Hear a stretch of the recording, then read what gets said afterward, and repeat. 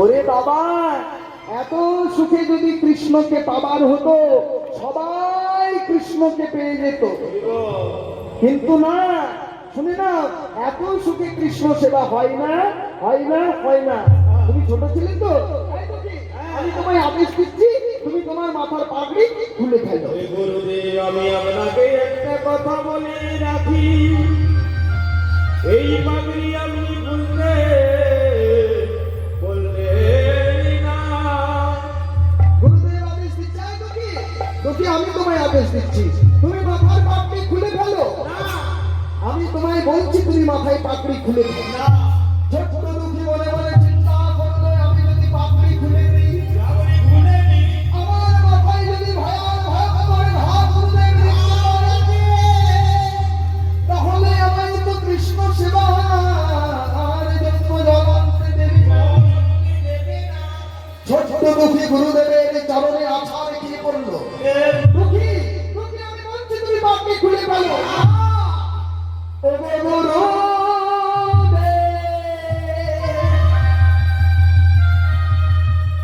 আপনি পাগড়ি খুলতে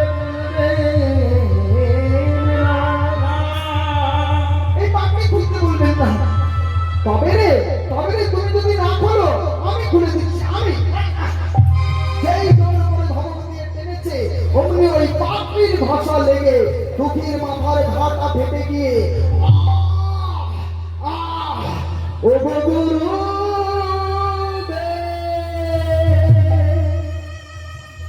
গুরুদেব গুরুদেব বলে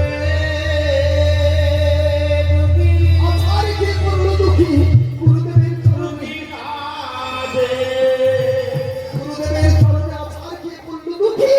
দুঃখী, তোমার মাথায় এমন ভয়ঙ্কর হয়, তবু এই ভাইয়ের জ্বালা যন্ত্রণা সহ্য করে প্রত্যেকদিন তুমি কৃষ্ণ সেবার জন্য জলে নিয়ে যাচ্ছ। এখন মা বাবাকে ছেড়ে আমার কাছে এসেছো, দুঃখীর কথা আমাকে বলবে না তো কাকে বলবে? হ্যাঁ?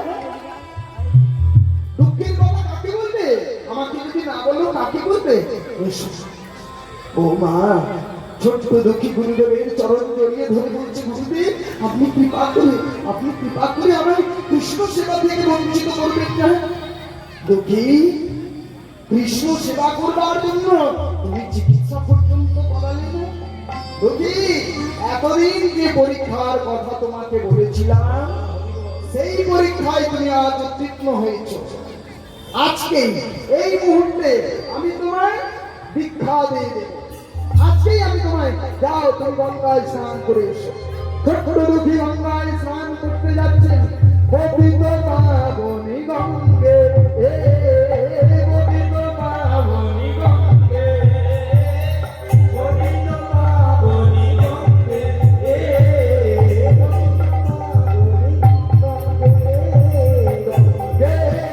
ও মা গঙ্গে, গঙ্গে ও মা গঙ্গে।